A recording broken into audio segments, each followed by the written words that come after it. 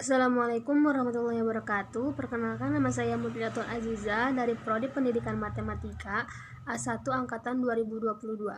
NIM saya 22510091. Baik, di kesempatan kali ini saya akan menjelaskan tentang geopolitik Indonesia. Geopolitik dijelaskan berasal dari kata geo dan politik. Geo berarti bumi dan politik berasal dari bahasa Yunani, yaitu politeia. Poli berarti kesatuan orang-orang yang berdiri sendiri dan teia berarti urusan. Geopolitik biasanya disebut dengan wawasan Nusantara. Baik, selanjutnya pengertian geopolitik. Pengertian geopolitik adalah suatu cara atau metode analisis kebijakan luar negeri yang berupa memahami, menjelaskan, dan memperkirakan perilaku politik internasional dalam variabel geografi. Menurut pendapat lain, geopolitik merupakan kebijakan politik suatu negara yang memanfaatkan geografi sebagai basis penguasaan ruang hidup dengan tujuan untuk menjamin kelangsungan dan pengembangan kehidupan negara yang bersangkutan. Dari penjelasan tersebut, dapat dipahami bahwa geopolitik adalah suatu sistem politik atau wawasan Nusantara yang di dalamnya terdapat peraturan-peraturan dalam kebijaksanaan serta strategi nasional. Baik, selanjutnya adalah pengertian geopolitik menurut para ahli.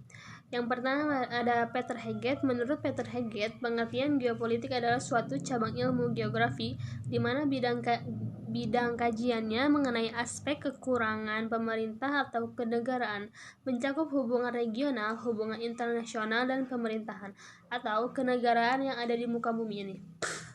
Selanjutnya, menurut Sir Harford Mackinder. Sir Harford Mackinder merupakan orang yang menganut teori kekuatan dan pencetus wawasan benua sebagai konsep pengembangan kekuatan darat. Menurutnya, pihak yang menguasai daerah benua heartland di dunia Eropa Asia akan menguasai pulau-pulau di dunia dan menjadi penguasa dunia. Dan adapun tujuan geopolitik Indonesia, diantaranya ada perbatasan Indonesia, ekonomi maritim, peran geostrategis, tindakan militer, hubungan militer, dan perjanjian komersial. Selanjutnya ada teori geopolitik. Yang pertama, teori geopolitik Friedrich Hetzel. Pokok-pokok teori Hetzel disebut teori ruang, menyebutkan bahwa pertumbuhan negara mirip dengan pertumbuhan organisme, yaitu makhluk hidup, yang memerlukan ruang hidup atau Lebensraum cukup agar dapat tumbuh dengan subur melalui proses lahir, tumbuh, berkembang, mempertahankan hidup, menyusut, dan mati.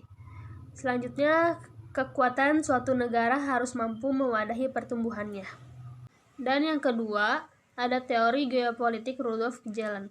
Pokok-pokok teori Kjellén dengan tegas menyatakan bahwa negara dalam sudut pandang geopolitik adalah suatu organisme hidup. Yang ketiga, ada teori geopolitik Sir Walter Raleigh dan Albert Tierman. Pokok teori kedua, ahli tersebut menganut konsep kekuatan maritim dan mencetuskan wawasan bahari, yaitu kekuatan lautan. Yang keempat, teori geopolitik William Milnes, Albert Seversky, Giulio Douhet, dan John Friedrich Charles Fuller. Keempat ahli geopolitik ini melahirkan teori wawasan dirgantara, yaitu kekuatan udara. Yang kelima, teori geopolitik Sir Halford Mackinder. Pokok teori Mackinder menganut konsep kekuatan darat dan mencetuskan wawasan benua. Mungkin cukup sekian yang dapat saya sampaikan. Wabillahi taufiq wal hidayah. Wassalamualaikum warahmatullahi wabarakatuh.